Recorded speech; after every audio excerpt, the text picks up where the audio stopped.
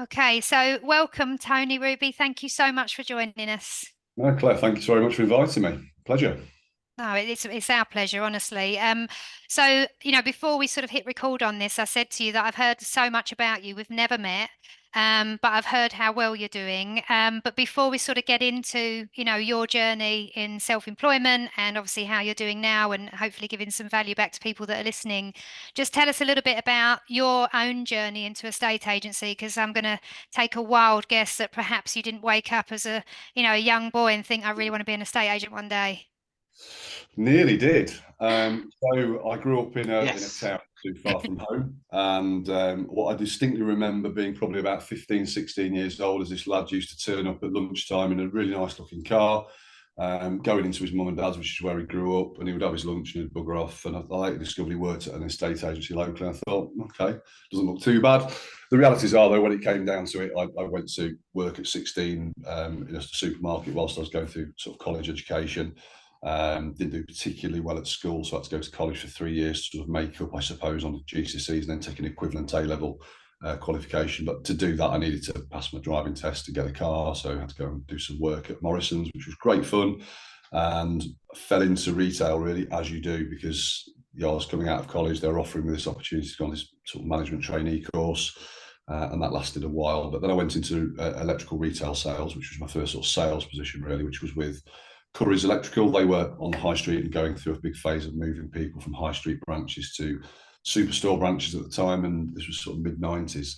And did well there for 7 years or so. Got to a point there where they wanted to change contracts to include working Sundays every other Sunday, pretty much like a 5 out of 7 contract. So you'd be working pretty much Saturdays and Sundays most weeks, and it just didn't suit with me. I was sort of mid-20s and sort of thinking there's got to be a bit more out there for me. So started looking around and sort of always fancied, like I said, the estate agency thing.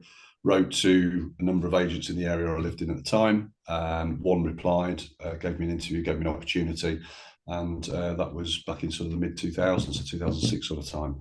And fast forward a few years, I've worked for a sort of large regional, my first position was a large regional agency across sort of the Lincolnshire area particularly. Got made redundant in 2010 and then went and got a job. I needed a job, so I went to a corporate agency, got in touch and started a position in my town where I was living at the time, which was Grantham, and that sort of suited for 2 years, but it wasn't really my bag.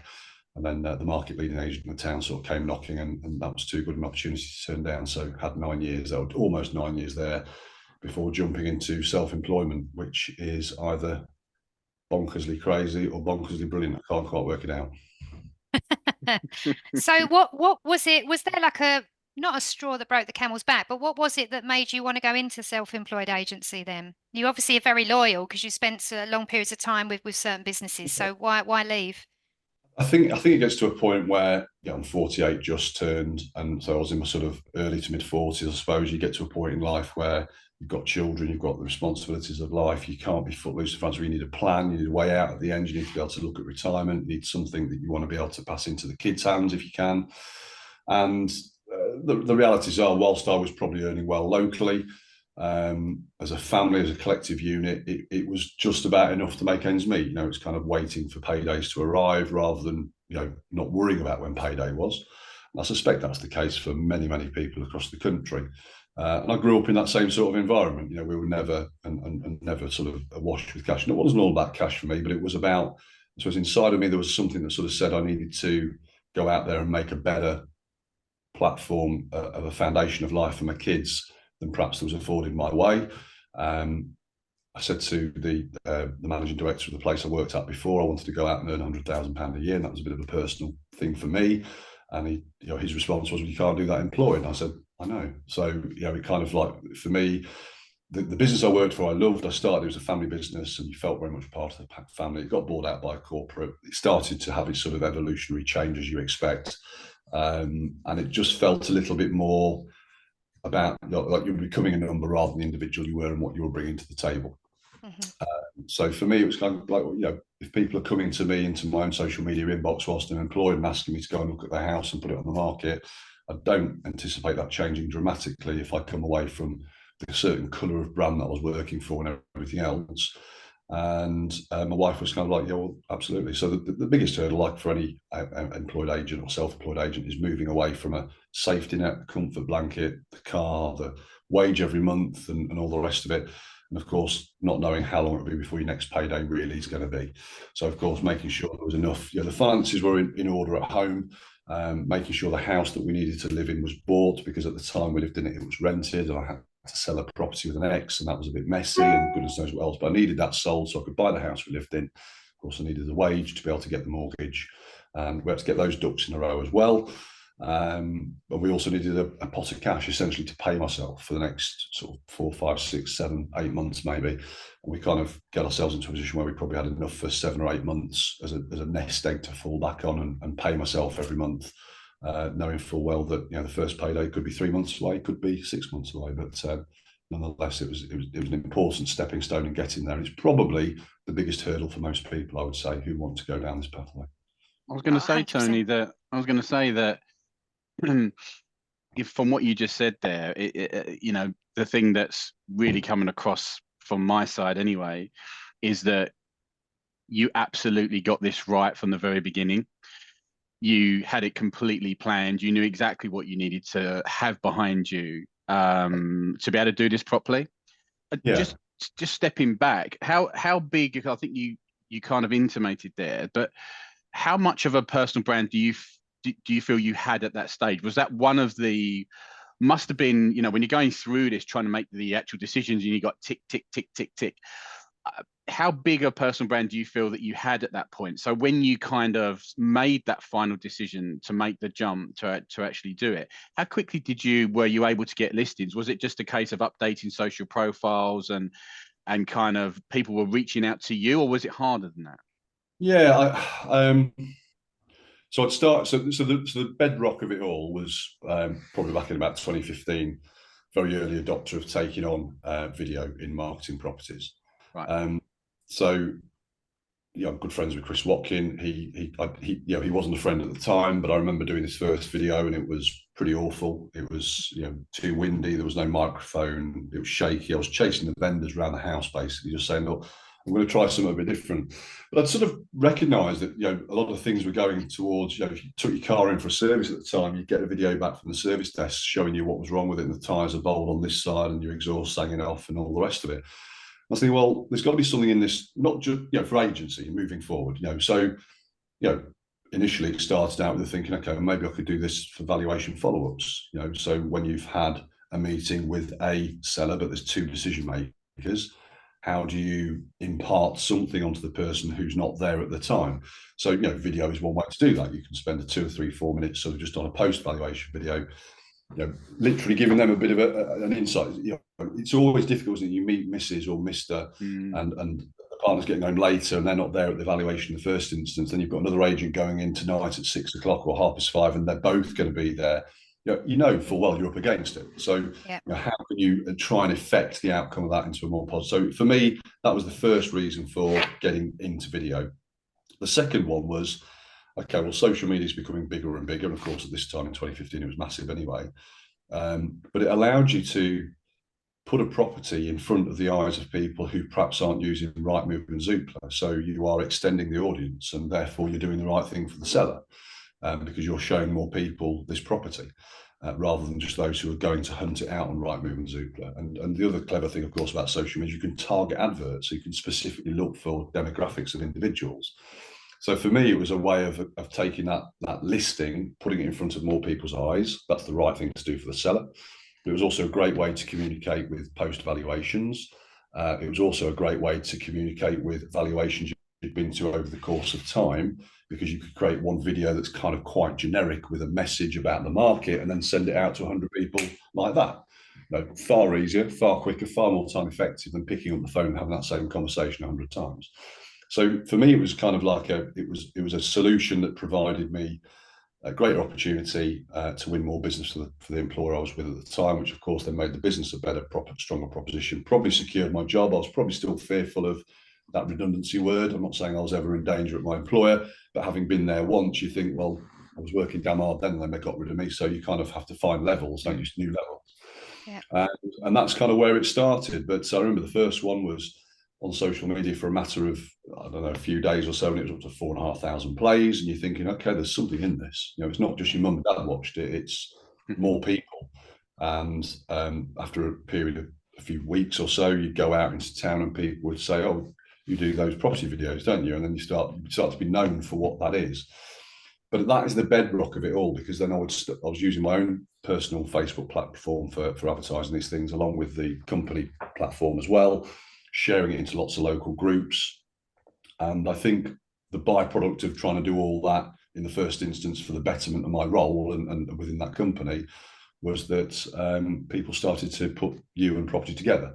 And I don't think it mattered as I came away from employment where I was particularly. They were still, as my wife kept saying, they'll still come and find you wherever you are, and that's what happened. So it was did you have to get approval for that, Tony? So in terms of that person, building that personal brand. So obviously you're at a really good, you've already said they're a really good independent family run company there for obviously a long period of time. And you probably potentially would have stayed there longer if you had the earning potential, right? So yeah, definitely. I'm just thinking about other people listening to this now, whether they're working for an independent now, whether they're a corporate, and they're thinking about one day, whether it's tomorrow or in 5 years' time, that may be something that they may want to do themselves. Do you think you would have been able to do that in a corporate compared to an independent in terms of building that personal brand? Do you think a company would try to block that? Good question. I remember starting doing these videos, and I was very close to the IT and marketing manager who was part of the, Mark Newton was the boss, and David was his son, and kind of I explained to them why I was doing it, and yeah, it was kind of it became part and parcel of their spend on marketing, social, SEO type of advertising, and also social media advertising. So there was no pushback at all. I was never asked to do it. It wasn't like somebody said one day, "I've got a great idea, Tony, I want you to try this." It was kind of something I just found. At the time I was paid a small amount for listings, and I mean £10 a listing. And if I hit 30, which was the target the target for the branch, it would double up to £20 listing. So you go, 29 would be 290, 30 would be 600 quid. So for me, getting to 30 every month was really, really important. There was then a bit of commission, obviously, on the back end of exchange and completion and everything else. But I think that the focus for me in the first instance was getting more valuation opportunities. With video, you can kind of almost set a seed on prospective sellers who aren't in the market to be sellers today, might not be in the market to be a seller next year or the year after. But you've got to be in there thinking when that moment comes where they say, "Yeah, I'm looking at moving now, so I need 3 agents. Who am I going to call?" Well, I see him all the time, so I'll ring them definitely. So it's about creating more valuations, and creating more valuations essentially give me more opportunities to win more listings, and the company at the time to secure more business. I've no doubt they earned very well on the back of doing that in the first instance, and they probably still do. And I would say to any agent who's out there who's not started their video journey at the moment, just get on with it. Don't compare yourself to others. Chris Watkin always says, don't compare your chapter 1 to somebody's chapter 100. You will find your way, you'll find your niche, you'll find your level. The key to it all really is just being completely relentless and consistent, because I think my experience of most other agents having a go of it is they have a go, the phone doesn't ring off the hook immediately, so they get a little bit despondent and they stop, or they get busy and they stop. It's very difficult to pick back up when you've stopped. You've got to keep going, keep going, keep going. Those days you don't want to do it, you've just got to keep doing it. Yeah. And I would say that, realistically, that foundation of my personal brand, which some people like, some people don't, but has all been so revolved around just, I suppose, going out your comfort zone a little bit and doing something. But it was done with, in the first instance, with the greatest of intentions of creating a better experience for the client, the seller, creating a better number of valuations for the employer at the time. The byproduct happened to be this personal brand thing that started to build. And that was lucky more than anything else. It wasn't by design, it certainly wasn't by plan. It just happened to be the byproduct I noticed. And it was noticeable, I think, more than anything else, just around that sort of COVID time. I was furloughed and couldn't obviously work, couldn't talk about property. So I did some business videos for local businesses talking about how they were challenged by COVID and what they were doing or how they were adapting and what they were doing, sort of, focused very much on small individual local businesses. And it kept me busy for 8 weeks. But it also meant, again, you sort of extend your network. Again, it again wasn't the intention. It just happened to be the byproduct was I was meeting these people then. And again, they become your biggest fans. You've helped them, they want to help you. So Yeah. it was more chance and luck than anything else. I've got to take you back just a step because you mentioned there about when you got going, you probably covered yourself for about 6 or 7 months. You knew you had that pot of money, you knew that's what you was going to need. And it's interesting that you say that because some people feel like they need at least a year and a half's worth of money behind them. I personally am of the view that you need to cover just about enough because then you will come out the blocks fighting. You know, if you know this has got to work in this period of time, you Yeah. get consistent straight away. Would you agree with that? Yeah, I think so. I knew, and I think there's two schools of thought here. There's some who come out with literally, a packet of peanuts and a Twix bar, and that's going to be enough to get them through. But the realities are, if you're under that sort of financial pressure from day one, you can probably start to make some pretty poor judgments on what you're going to charge fee wise. And I wanted it to be structured, very clear from the outset what I was going to charge. It wasn't going to be a case of, the first five or half, this is what it is, and it was kind of that from listing one all the way through. Um, so having that buffer around me kind of gave me that assurance that I didn't have to make any rash or poor decisions, because you're not sort of chasing the dollar all the time. I think also I think from an individual's point of view, if you honestly said to somebody, how much money do you think you need to set up your own estate agent? I think most would go at 6 because they do the sensible thing. Okay, well, I'll take a month to secure my first listing. I'll sell it in month 2 or 3. I'll exchange on it in month 5 or 6. So they can kind of see the cash flow beginning at least. That's where the pipeline starts to open up, isn't it? And sort of, mature into actual revenue. And my view on it was, well, if I get to month 7 or 8 and I'm not creating enough money, I maybe need to go back and get a job. And that's the worst thing that could have happened. The worst thing that could have ever happened to me by having a go at this was I have to go back with my CV and give it to a couple of agents on the high street and ask for a job. And I would like to think that because of what I'd created before, if I went to any of the high street agents and there was an opportunity, they would at least sit me down and have a chat. So, I knew, that was the worst thing that could happen. I mean, there's a lot worse things that could happen in life. Yeah. I had a belief that I could make it work. I think anybody who kind of goes down a journey kind of gets a little bit tunnel vision on what they think is going to work and how it might work, and actually reality sometimes can be very different. But I think provided you can spot the signs, so are my valuations drying up? Where's my next listing coming from? What are viewings going on my properties? Are we getting any offers? Are we any good at negotiating? Have we got the right motivated sellers? If you haven't got those things, or you can't ask yourself those serious questions, answer them honestly, then again, you're probably not quite made out and fitted up for self-employment, I would have thought. Yeah, absolutely. And just on that subject as well, obviously the model that you work in means that obviously you earn money through recruitment.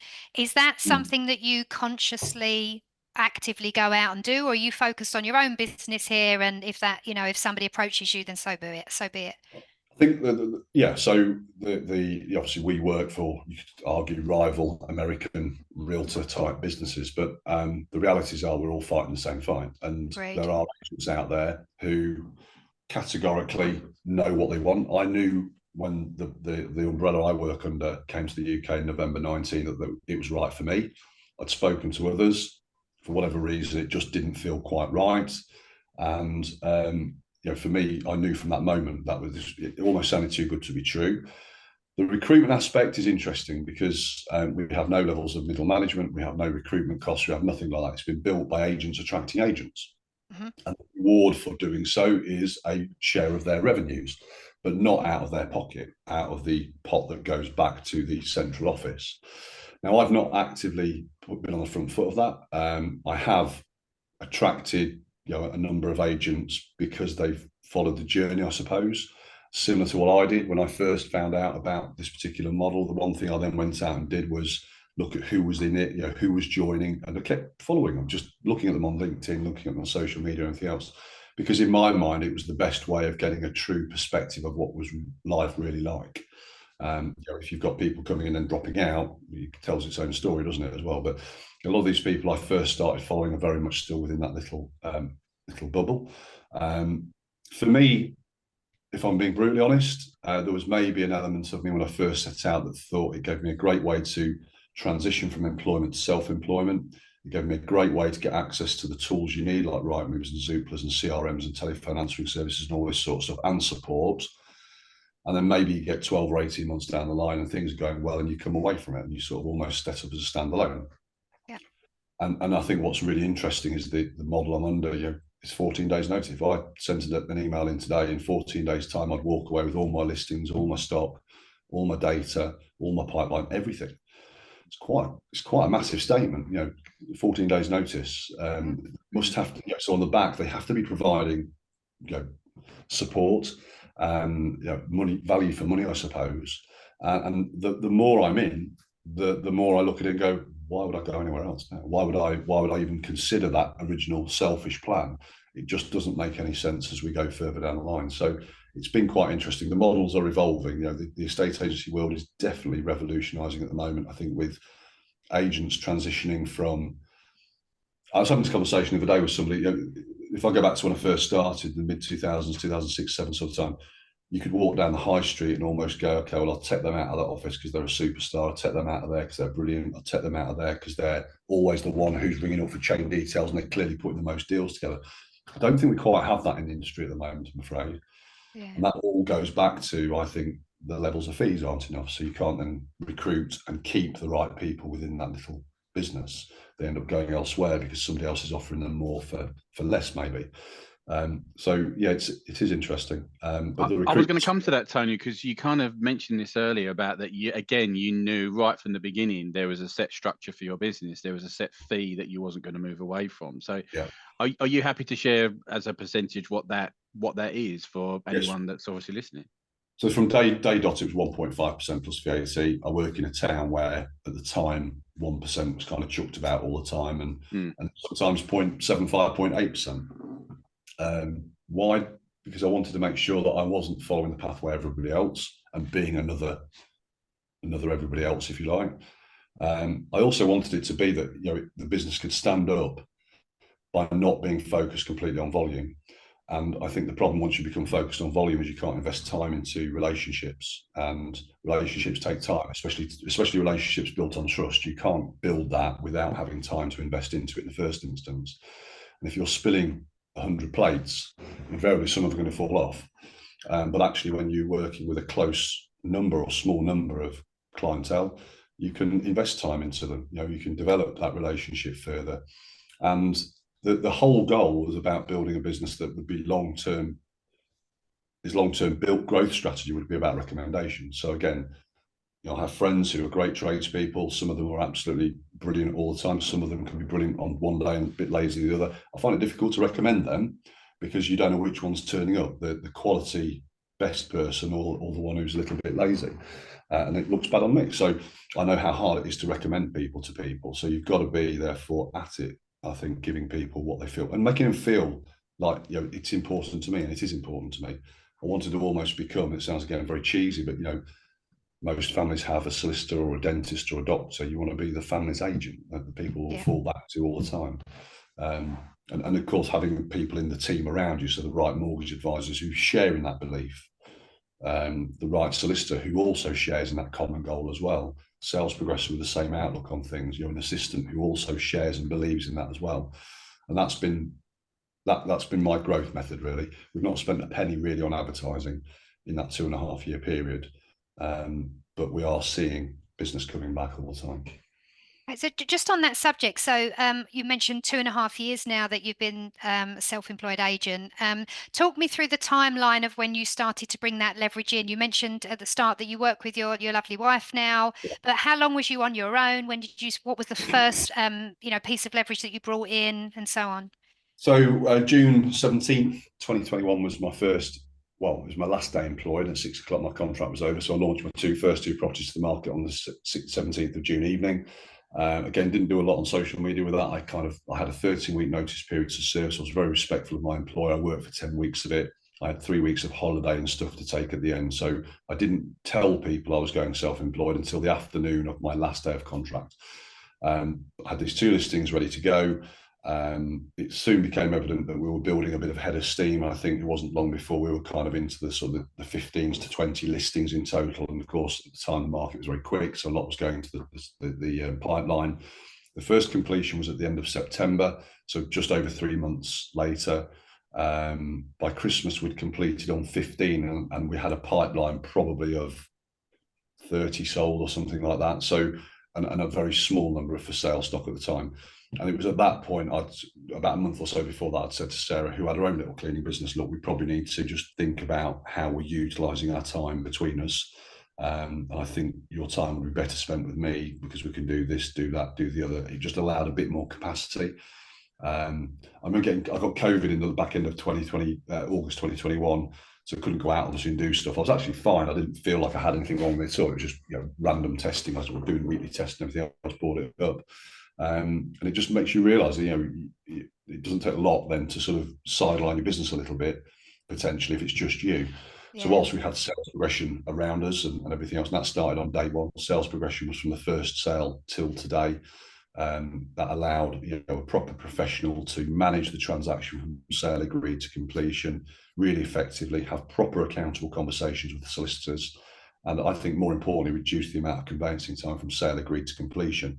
I think the greater chance of you keeping that time frame as tight as possible. It removes all of the relationship breakdown, job breakdowns, health changes, all those things that can affect a transaction if you can keep the sale down to a minimum period. So that sort of started from day one, sales progression. But my wife came and joined me officially in December of 21. We then had another year where we got towards the back end of 22, and I was keen to bring an assistant on to sort of be a personal assistant to me and sort of help out with some admin and various other tasks to give me a bit more time from sort of the early part of 2023. But of course, we had the mini budget at the end of 22, September 22. That changed things a little bit. The mortgage market obviously changed. There was lots of fall throughs. You're looking at your pipeline thinking, okay, well, if I take somebody out of a very safe employed role, I need to be sure that I'm not taking them out of that then to only let them down 3 to 6 months later and say, I'm ever so sorry, I haven't got money to pay you. So I needed to see what the start of 23 looked like. And actually, it started pretty well. So we sort of took the plunge with an assistant starting on the 1st of March 23, and that's kind of where we find ourselves now. But around that, I worked with 2 fantastic mortgage advisors. We're both self-employed, both buying into the thing, and they've kind of been around this since, again, day one. Of course, solicitors who we trust and go to. One of them lives local. She actually started when I was first starting. She was actually at a different company. And that was quite painful when she decided to leave that company, which she was coming from a company then in Lincoln to hometown Grantham. That was an even better story for me. Having somebody who cares, lives local, works local for an independent company was kind of like the perfect fit. But the transition period from where she left that employer where we'd referred business to that was hard. That was really hard because the person we were given to replace was not quite of the same caliber. Right. Okay. And what's the plan moving forward? So have you thought about that? Are you thinking ahead to what's the next employ, or is it just that you then start to build out your own team? Like, what are your thoughts on what's the next step? I think there's a multitude of things going on through my head at the moment. I think arguably you could say if it isn't broke, don't fix it. Do I like the idea of having a team of other agents working within? Yeah, that's a possibility. There's the model I'm working under at the moment have introduced teams which allows you to scale the number of people who are coming in, essentially add additional self-employed agents underneath my brand rather than directly underneath the umbrella brand. The long-term plan is possibly to look at that. I think there's still a lot we could do. I think if we sort of said, you know what, we're going to sort of extend it. We've been very centred, Grantham plus 6-7 miles, really. We've not really gone much further than that. If we start to want to broaden our horizon, there's possibly an area, but I think you can over dilute yourself. You can sort of spread yourself too thin. Yeah. You don't become known in areas, or you start to not spend as much time in those areas, those core areas. And I think there's a possibility if we sort of said, we'll go after a bit more market share. I think we could do that because we're not doing anything aggressively at the front end, just trying to attract stock that's on the market with other agents. Mainly because we've got such a good retention rate of our own stock. So it seems pointless going out chasing others when we're there and people can talk to us. But the long-term plan for me is about having something that when I get to a point, hopefully into my late 50s or 60, where my daughter, who's currently 11, can perhaps come and join us and work with us and I could perhaps show her and allow her to take that name forward as well. And for me, like I said, there's always been one eye on the way out. And I'll tell you Yeah. why. I remember going on my first holiday with my little girl. So she would have been about a year old. We went to Tunisia. We went really out of season because it was cheap. It was nice, but it was a cheap holiday just to get away. I remember sitting there with my mate having a beer, and he was talking about his employer was, for every quid he put into his pension, his employer was putting 3 quid in. And that kept me awake for nights. Woke up in cold sweats about this because my pension arrangements at the time were non-existent. Yeah. So it's kind of like, well, if you don't do something about this at some point sooner rather than later, you're going to be working till the day they open the box and you climb in. So for me, it was about, again, having one eye very firmly on the way out. How do I make this retirement plan for me and Sarah, but also build something that the kids can perhaps be proud to be involved in, or call their own, perhaps.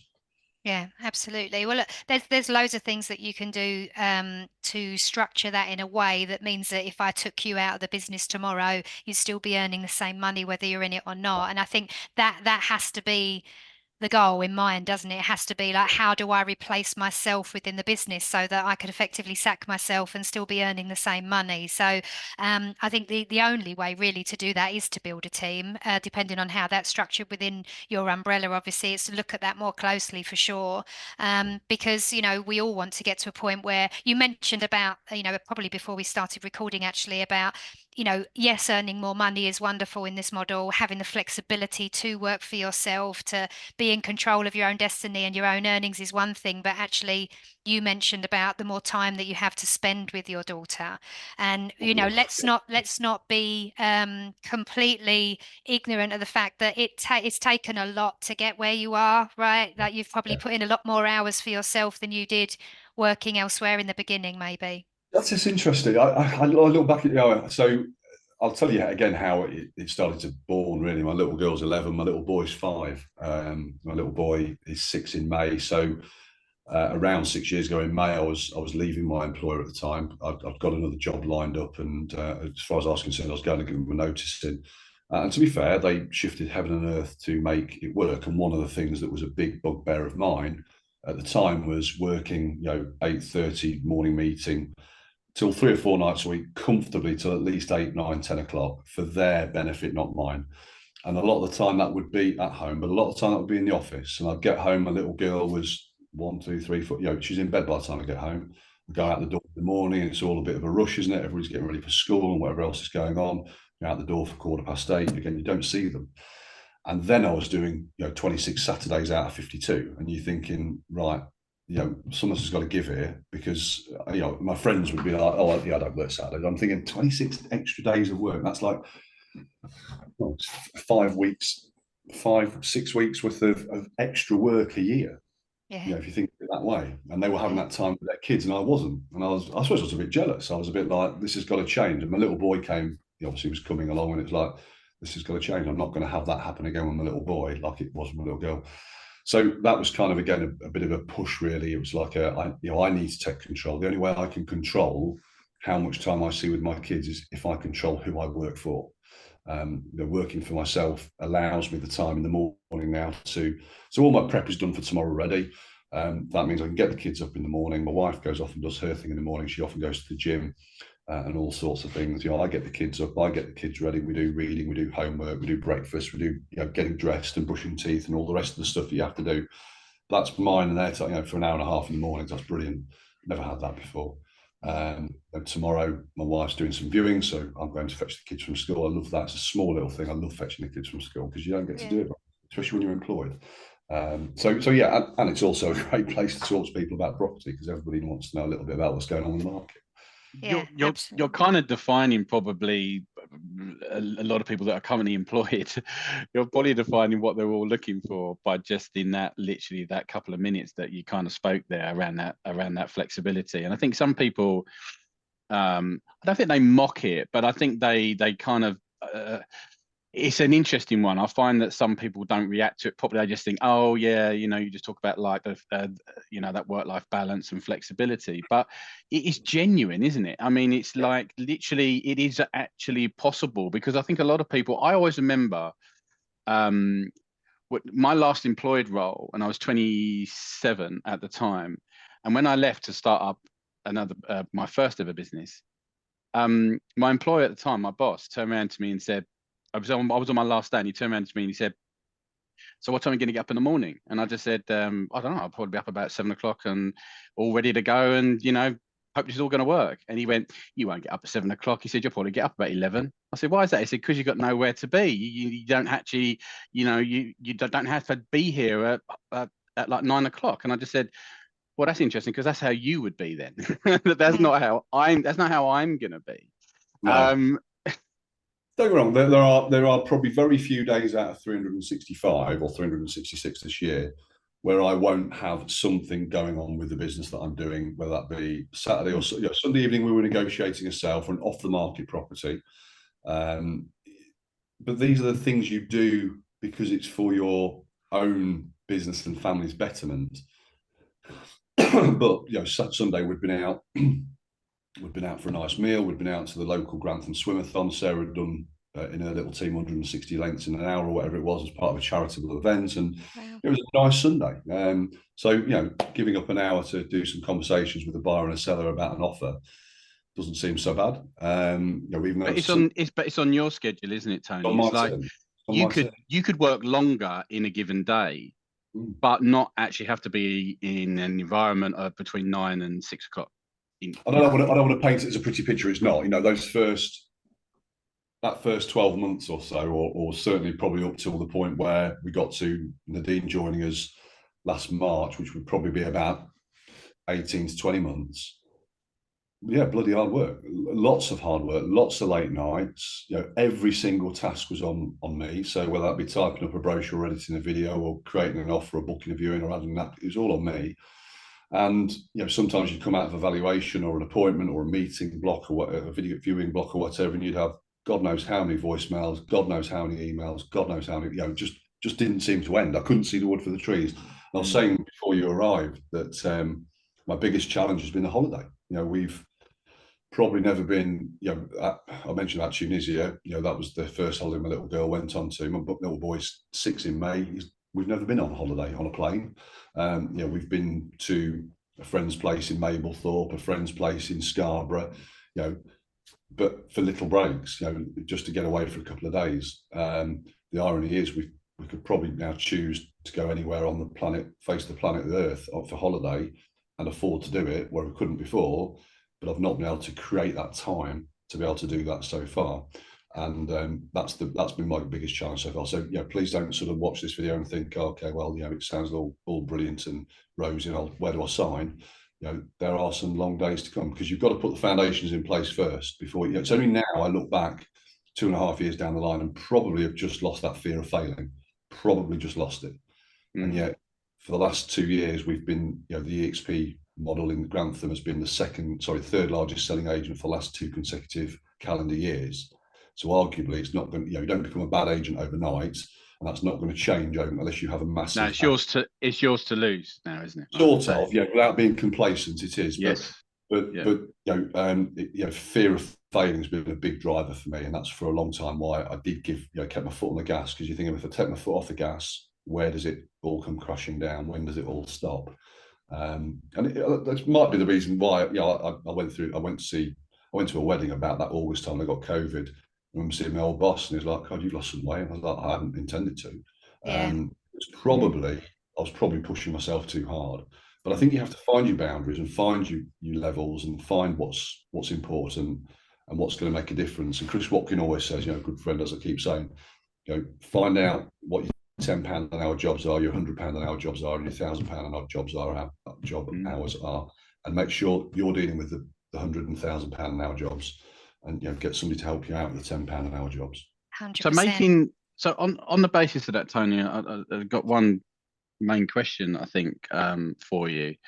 is that my opinion is, and there's a lot of people saying, oh, everyone should go self-employed, and everyone should become an online agent, and then everyone should be in the corporates and independent. It's like everyone's going to have their own opinions, aren't they, on it? I mean, my personal opinion is that there's absolutely space and room for all models, and the corporates, without the corporates, there'd be thousands and tens of thousands of people that never got into this industry, right? So there is an absolute place for, just because it's a different model doesn't mean it's the wrong and or obviously right thing. But who who shouldn't do who shouldn't do the self-employed? Because I think it's really important. You referenced it earlier that we don't want to make this a pretty picture and make it that everyone should do this, because I think all of us on this call would agree Yeah. it will only work for a certain type of person.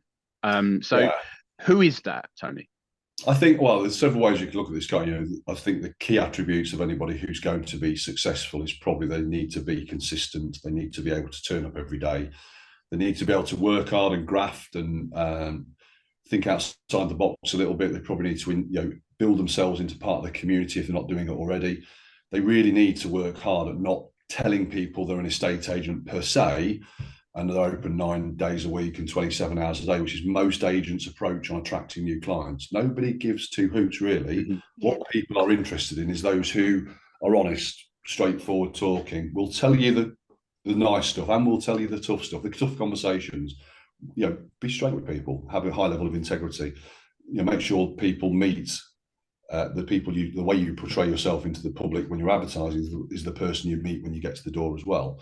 So I think it works as a really good filter. It allows people to sort of work out whether you're the sort of person for them or not in the first place. And if you are, they'll get in touch with you. And if they're not, they won't darken your door. So you don't get the people who don't get you. It's quite cool, actually. Go out to the corporate, they want everybody, don't they? £50 apartment, £1 million house, and everything in between.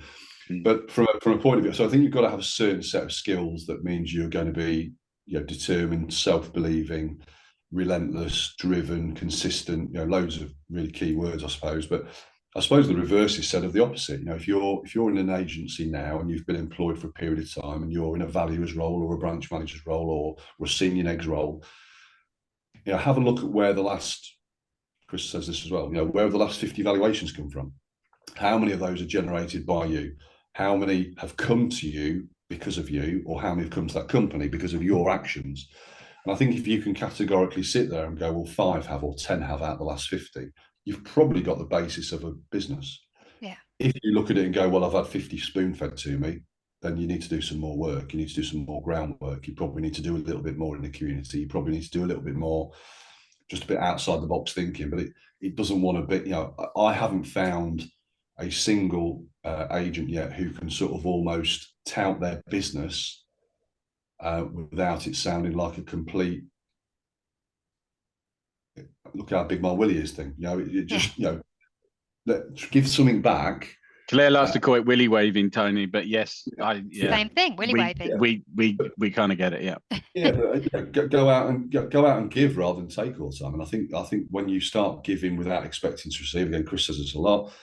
Yeah, you're surprised at how many people come back your way and just want to support you. And I think, again, going back to the social media thing, people often get a bit downtrodden. Oh, not many people have watched it. It's not been liked. It's not been shared. It's not been commented on. There'll be a lot of people who see that and don't leave a mark. They 100%. Do leave a mark. And then you turn up at their door on evaluation, you get talking a little bit and you ask them, okay, that's why you got in touch. Oh, yeah, I watch a load of your videos. I've never seen your name anywhere. Yeah. I say this all the time. You never know who's watching. I've had loads of people that I've spoken to and they said, "Oh, I feel like I know you already. I've seen so much of you." And it's like you've never once liked, commented, dropped into my DMs, if that's what it's called. You've never done any of those things. Yeah. Had no idea you knew who I was. Yeah, exactly. They're kind of anonymous, aren't they? They're in the bushes. They're kind of there. They're watching. They're keeping an eye out. And then when they want you, this is going back to what I was saying before about sowing those seeds, that you're in there thinking when that time comes at that moment in life where they need evaluation or they need to speak to an agent. You're in there thinking. So you've got to be in there thinking to stand a chance in the first instance, I think. But there's lots of people can do. I think, again, we get a little bit sort of wrapped up in, we can talk about the property market, we talk about this, we talk about, sometimes it's just, I think, just trying to do the right thing. If there's something going on in your local area, just talk about it. Yeah. But don't tell them you're an estate agent. Don't you tell them you're an estate agent at the start. Let people put the 2 and 2 together. You know, just go out there and do it with the intent of trying to help somebody get something out to a bigger audience. And you'll be surprised how many people will follow you because they kind of almost look at it and think, okay, well, if he's going to support local good causes and charities, then brilliant. Again, the same with like coffee shops. If you go to a coffee shop, just talk about the coffee shop and how great the coffee was and how friendly the staff were. Tag it. You know, they're going to be really thankful for it. But they'll probably also keep an eye on you and what you're doing, and therefore do the same in reverse. There is a definite theme here with people that have made a real success, you know, working for themselves in the self-employed agency models. In the fact that it's focused on doing the right thing, it's focused on giving value, it's focused on, you know, becoming that, you know, community realtor, but where somebody can come to you for free advice, and it comes back tenfold. There's an absolute theme because everybody I speak to that seems to have made a real success of it has exactly that same viewpoint, Tony. I think this. I always look back to my days in the high street. You know, I think about some of the conversations I've had recently in people's houses, and there's no way in the world that I felt comfortable calling out an agent or walking into a high street branch and saying to the negotiator, "Can I just have 10 minutes to talk to you about the market? You know, what's going on?" I just don't think it would happen. But those conversations are usually then about, you know, building this bigger picture, these jigsaw pieces being all pulled together to create some sort of plan. It might not be immediate. It might be, you know, a year down the line, 2 years, it might be longer. But sometimes I think people just want to ask questions about the property market. So, you know, there is, again, some of the best time I've spent has not been to, you know, an hour or an hour and a half with somebody trying to win a listing in their lounge. It's actually just been talking about what's going on, what's their pain point, what do they sort of see as being their future, what's the plan, what's the timeline looking like? Oh, well, I'm not quite sure yet. Okay, well, I don't treat that valuation indifferent, try and get out the door. Well, this is a waste of time. It's Yeah. probably the best time I can spend because that is banking something for the future. It's categorically been time invested for a future payday. So I think, I think there's always this. Yeah, we want to work with motivated sellers, of course we do. And I've kind of moved away from looking at how many valuations we go to how many listings we get and what the conversion rate looks like, because actually all those valuations are important. It doesn't matter if they're immediately to the market or not. It's reaching out to people I've never met before. And if you can do a great job with them in their lounge and they're not looking to move for a year or two, but you've done a nice job with them and they feel loved by you and all the rest of it, they'll have other people who are looking at something at some point and they'll recommend you. So, like I say, it doesn't always have to be this hard end. But again, we go back to it. It's all about high overheads because they've got a brand, they've got this, got staff, got, you know, so they have to focus on volumes. And therefore, time becomes very precious. My time is precious, and the diary is often very, very busy. But I will always give people time. I set aside 2 hours for every appointment. It's not an hour like you'd expect, or 45 minutes, or 20 minutes. You know, every appointment gets the same slot. Doesn't matter how much time of the mind they need or not. It just means I can spend the time with them without worrying about the next place to be. Yeah, absolutely. And just on that subject as well. So when you first started out, was you already of that mindset that, you know, every behind every contact lies opportunity, and you know, it is about building relationships long term, or is that something you've Yeah. learned over the period of time? No, probably it was always in the mind. You know, I've got to go back to my 2 years in corporate. You know, it was this mindset of, oh well, you know, every valuation's got a value. And I kind of get that, but they would kind of then try to force the value by offering free valuations and sending out 10,000 business cards saying, please call me about the market of your home. I think we know who we're talking about. But the realities are that valuation isn't going anywhere. But spending time who have reached out to you in the first place without being not forced, but prompted to do so, I think is more important. There was one moment, dare I say, December 21, I went to a valuation, Christmas, just before Christmas. They'd been in this house since brand new. It was a nice house. We talked about the property. I went out, going to get in the car, and somebody shouts, Tony, I've just had my garage converted. Do you want to come and have a look? Said, yeah, of course, well, no problem. Nowhere else to be. So I went in, had a look. He just had his garage converted. It was all done very nicely. The builder was there. Didn't really take much notice. Was probably with him for 5 minutes and just sort of said it was great how he got the door from there to there, because actually from there it was a bit tight and it was better from that side because it was coming out of the kitchen and everything else. Nothing more than just a chat. About a month or so later, I get a phone call. Hi, Steve. Hi, Steve. My name's Tony. Hi, Tony. Hi, Tony. It's Neil here. I was like, oh, hi, Neil. How you doing? You're right. He goes, yeah. You probably won't remember me. I was like, I was the builder at that house in that house on Helmsley Road. I was like, oh, right, how you doing? You have a nice Christmas? Yeah, all the rest of it. He goes, I want to sell a house. And, I want you to go have a look at it if you won't mind. And I've also put your name in front of one of my clients at the moment who's coming to Grantham, but they've got this house to sell as well. They had to go with another agent about a year or so ago, and it wasn't very good. Both houses were exceptional. Probably combined £16,000 of fees on the two for 5 minutes. Yeah. Really, that's how it started.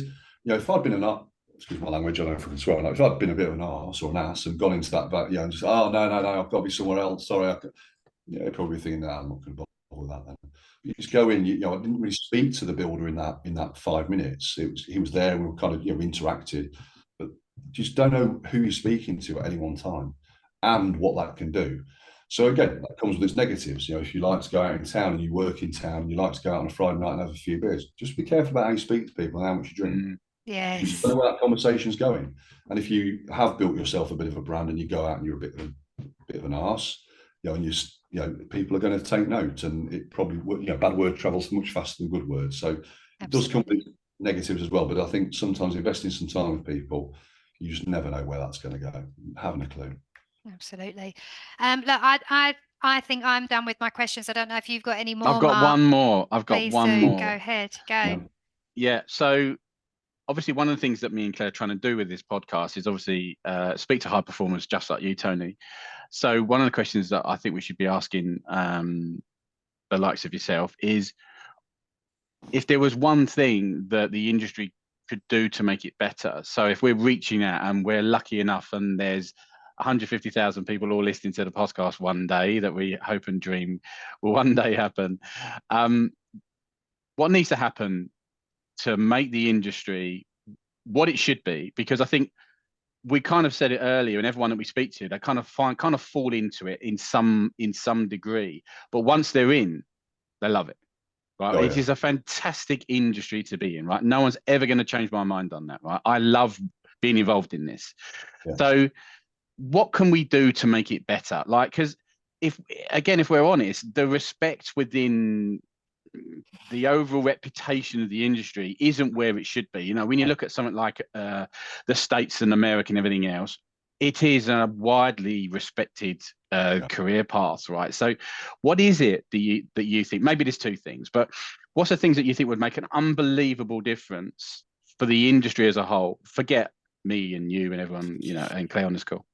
I think there's so many different possible answers to this, but I think my overriding feeling is two things. One would be regulation and licensing of some form.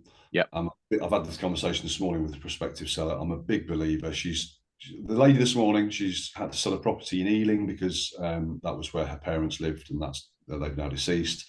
She's had to sell a property somewhere else as well, and she's just talked about the experience being horrific. Just not a good marker for what this industry should be all about. But I think licensing and regulation would bring at least a set standard or some sort of charter level that a client should expect. Now, it does exist at the minute, but let's not pull any punches. Some agents just turn up to work to pick up the pay packet at the end of the month, and they don't give two hoots, really, whether the client moves or not. Yep. I think the other thing that really needs outing, and I've touched on this a little bit already, although, like I said, mine was modest at £10 a listing, is agents being paid significant amounts for listings, because that breeds a mentality of just get a signed contract. I've sat in meetings before with regional directors and area directors. Don't matter what it comes on the market for. Don't value it, just get it signed. Really? What are we talking about? Oh, and then the negotiators in the office get paid commission to reduce prices. What? If this was known in the wider world, there would be absolute outrage, because it brings this sense of a valuer going out, valuer, lister, whatever you want to call them, going out and just getting anything on the market at any money. That's not great for the seller at all, because they're going to end up invariably reducing the price. And then they've got staff in the office who arguably want high price stock because they want to reduce it 2 or 3 times before they get paid to sell it. I mean, that to me just feels very, very wrong, and harks back to the days of the 80s and UPVC double glazing salespeople and all these sort of underhand tactics. Just give people honest, straight advice. But I think regulation and licensing would probably eradicate a lot of those traits. 100%. Is there anything we haven't asked you, Tony, that you feel we should have done? Oh, dear God. I don't think so. I think, so I've got caught out on one recently. What's the latest book you read? I don't read books really. I listen to audio books occasionally and all this sort of stuff. But please, you haven't asked that one. I don't think so. I think sometimes the question is asked. What's the one thing that people should do or should completely invest into? I think you have to become somebody who's part of your community, is in the thinking of people's minds. If you want any sort of longevity within the industry, whether you're employed or you're going to set up your own business at some point, you want to be remembered for something, and sort of easy to remember as well. Something that people can put two and two together. And because we've got to remember, a lot of people stay in homes for 15 or 20 years. They don't need an agent every day. But there are people in your town and your area and your villages who will need an agent occasionally. But it's how do you get into their thinking? Yeah. I just think for me, the great thing about promoting your community and doing things with your local businesses is it gives you a lovely, warm, fuzzy feeling inside. People respect you for it. They recognise you're giving your time and effort for essentially for free, and you're not really doing it at the front end for personal receiving. Ironically, the byproduct happens to be that people then come to you. Yeah. Amazing. I've really, really enjoyed talking to you, Tony. Thank you so much for agreeing to be on the podcast.